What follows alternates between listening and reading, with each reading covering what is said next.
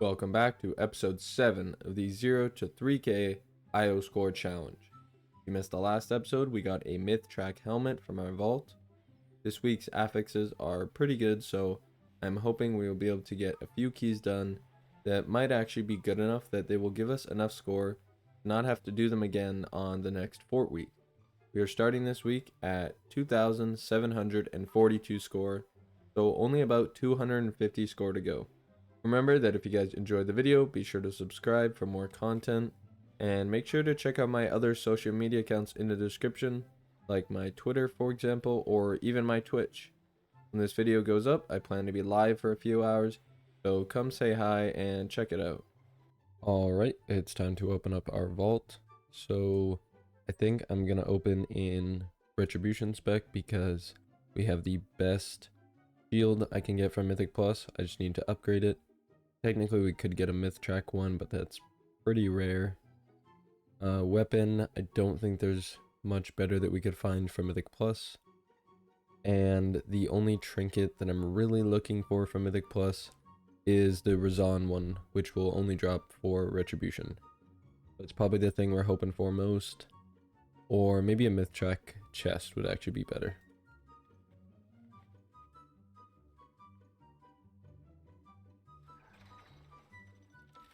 Alright, so we didn't get either of those. We have the option of changing the stats for our myth track cloak or getting a myth track belt. Alright, so it looks like the belt is going to be our best option. Both stats are alright for prot, and the stats on this cloak aren't that good.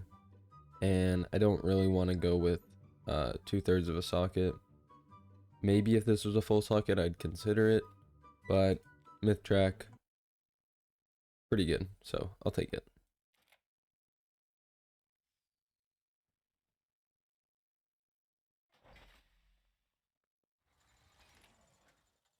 And our key is a +21 Black Rockhold. This week we are going to be getting into some keys that will start to be pretty hard for our character's gear and my knowledge, so I am expecting a few failed keys. First thing we can do is upgrade our new belt, since we have enough aspect crest and flight stones. First key I joined was a +22 fall. If you didn't know, for the most part, for us to get to 3k, we will need 22s on both weeks, and maybe a few 23s or 24s on the easier dungeons like Atal or Black Rockhold, for example, so that we can have more room to make up for the harder dungeons like Rise and Throne. We invised, then lusted the first pull and took it with us into the boss once we were stable. Looking back, it was probably a better idea to invis at the end of the dungeon, but I was just going with the route I found. Our healer was pretty good, but our group struggled a bit on the second boss. I think our dispel order was a bit off for the set that we got. The Boomkin is going to be a lot squishier than the Rat Paladin, so dispelling them first would have been the better choice, since they died even through their defensives. From 25%, me and the Evoker soloed the boss, which with the help of Word of Glory and Sack was pretty easy and wasn't too bad. I think bosses are really where Prot Paladin shines, but it can be quite squishy in a lot of other situations. This definitely cost us a lot of time, but overall not too bad. The third boss I actually quite enjoy, and we cleared the rest of the trash and dealt with Eridicron with no deaths. We got 32 score and shoulders.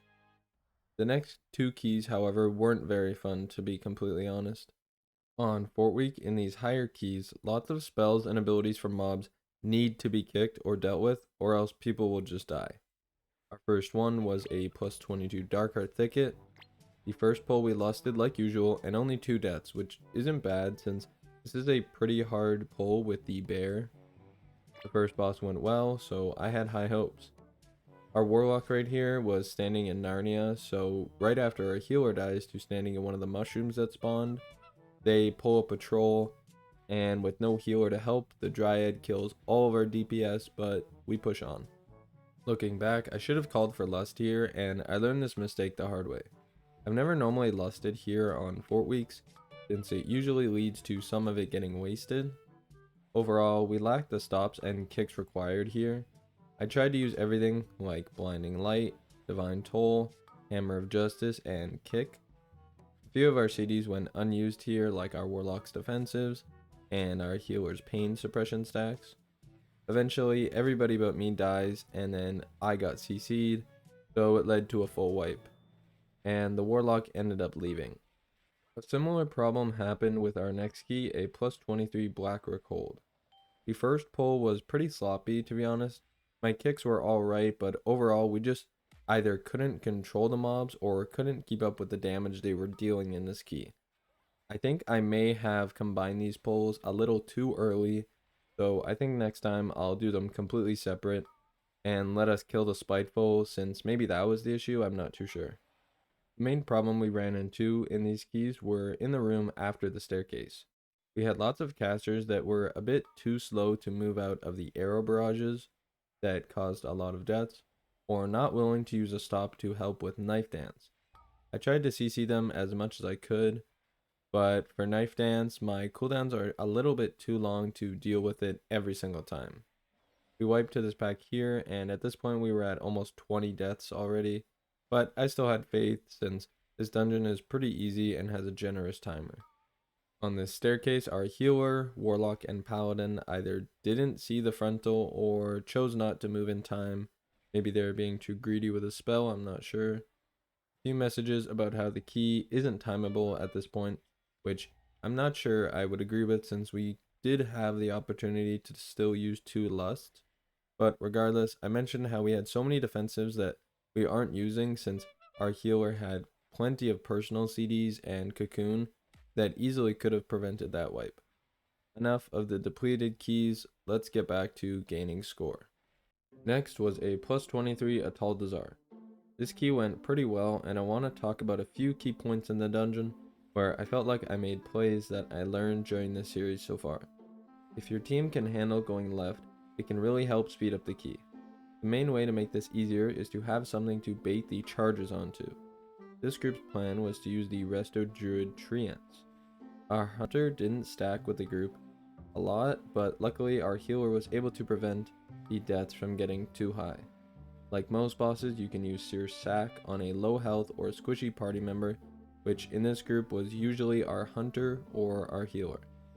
The priestess boss during the transfusion phase is a great time to use it, since it does a lot of group-wide AoE damage, so you can help to alleviate some of that pressure. Our Razan pull wasn't perfect, but there are a few things you can do as a prop ally to try to provide stability. The first is to use Stone Form to get rid of the Tank Buster dot. This dot, even on 4 weeks, can easily kill you and is still dangerous even with big CDs up. Next, you can bail yourself out as a prop paladin by bubbling the fixate if you are caught out of position.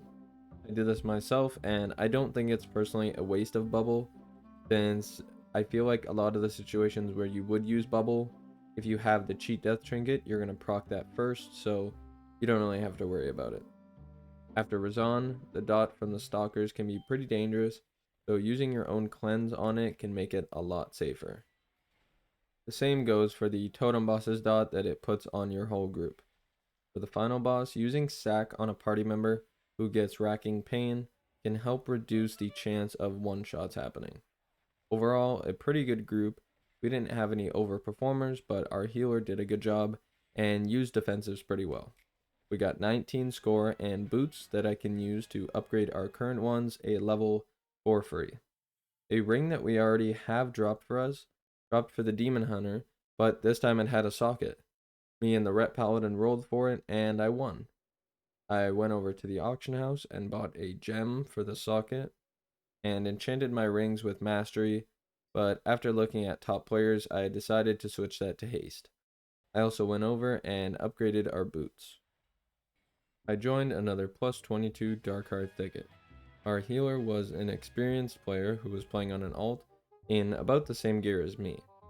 First boss went well, so we did the packs after the first boss, and I tried to do a better job with CCing and cleaving onto the dryads the best I could. I believe I can actually CC the dryads if I do it at the perfect time, so that they start to run away and it immediately stops them. It can be kind of hard to time properly, but I did it once here, so that might be something that I try to work on for the future. This time we lusted this pole before Oakheart and had plenty of stops, which made a night and day difference. Oakheart was good as well. I did proc my cheat death trinket, but honestly that's the best I can hope for. And our healer did mention that if I gave them freedom, they would clear all the roots for me, which saved me the energy of having to think about doing that myself. I did make probably the biggest mistake of the dungeon here. The Raider.io route that I was following had the Elemental Patrol as one of the packs to pull, but it had a little note saying to skip the patrol. I like this route a lot, so next Fort Week, that will probably be the only thing that I will change, is I will actually pull the Elemental, and then I believe the percent will make this route absolutely perfect. I'm not totally sure if we would have gone the 2 chest if it wasn't for this mistake, since as is without pulling the Elemental, Davius was at 33% when we missed the timer for the 2 chest, but still a really solid key that I am happy with for the most part. We got plus 21 score, putting us at 2,814. I got into a plus 22 Everbloom. This group had lots of players with high score, and they seemed to be carrying the Boomkin, but this key is quite good for Boomkin damage, so they weren't even that far behind. We lusted the first pull, and it went well. Big DPS, healer CDs, kicks. As a tank, at this point in the series, I think that's all I can really ask for. Use your defensives and kick things / use your stuns. It wasn't a perfect key though, as this patrol got pulled right here. I want to say it was either the Druid's Ursul's Vortex, as it pulled a few mobs a couple seconds before this, or maybe it was the Mind Soothe falling off. I'm not too sure. Regardless, I stayed alive while everyone ran back. This meant that we had a few more percent than intended, but I adjusted at the end to make sure we hit 100%. The council boss was stressful, but I didn't have my cheat death, so we got through it, and luckily our kicks were really good. The others also had a weak aura. I'm guessing that had a jumping leaderboard, which was actually quite amusing. Sadly, I wasn't on the leaderboard, probably because I didn't have the weak aura, but I can almost guarantee I would have been first. The mage boss went well. This fight is significantly easier if you have a ranged player that can bait as far as possible for the arcane ability, since it makes the ice mechanic way easier, so that the main one you have to deal with is the AoE fire. If you get someone to bait, the time it takes to pull you back gives you plenty of time to reposition, and it basically makes it all about that AoE fire ability. The last boss went well, as we got 17 score, and just by looking at the DPS numbers you can tell that we were playing with a pretty experienced group. I asked them if they wanted to run another key, since I saw that they had a plus 23 throne that would have been really good to get done with this good of a group, but sadly they were off to bed. The final key for this week was a plus 21 rise. I am hoping this is high enough that we don't have to run another rise on the next Fort Week, but we will see. Our current rise on Fort Week is a 14, so this is a pretty big key. I forgot to start recording for the trash before tier, which kind of sucks because honestly it was very clean, and I made sure to focus on kicking the volleys and then focusing on kicking the bolts second, as I realized it was a higher priority and probably leading to a lot more wipes than it should have. I played the boss fight a lot better than last week.